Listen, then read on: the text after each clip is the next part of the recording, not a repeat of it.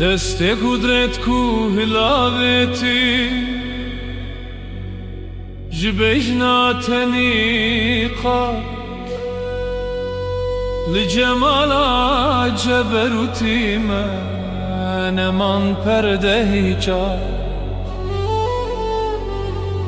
لگل انتی تر و نازک کو سهر گرد خونا ده اباری که دفنان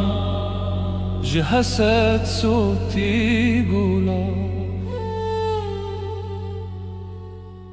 عین کافوری مشرب مجوس نات یصاف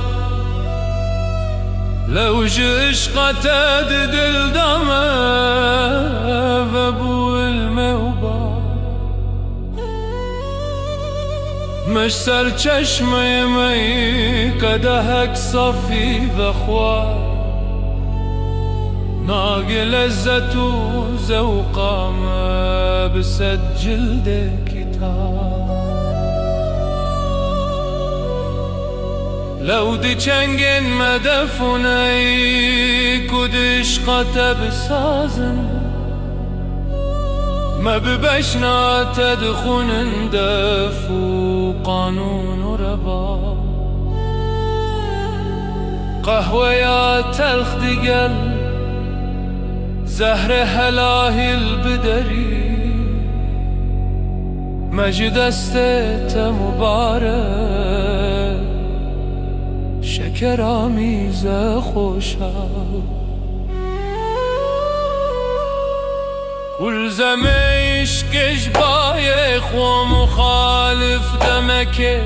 نهما يا تجازي من سردست خورا سهر خزر نايت كبرين چشمه دل لجهان من نظر دا بو جهان این سرا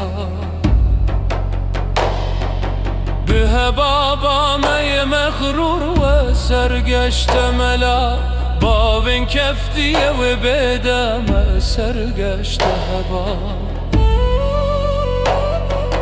دمه حدود جی سباب تو بزانین چی حال کل حال مخریبان نسوال و نجواب هر دو برهن تنه نهرا چی مانو چکو بود و نبود کو یک بن چی ثواب و چی قاب وره به پرده خو نشانی ده سهر لیش خونه بکه پرحیز کو شهیدان چیزا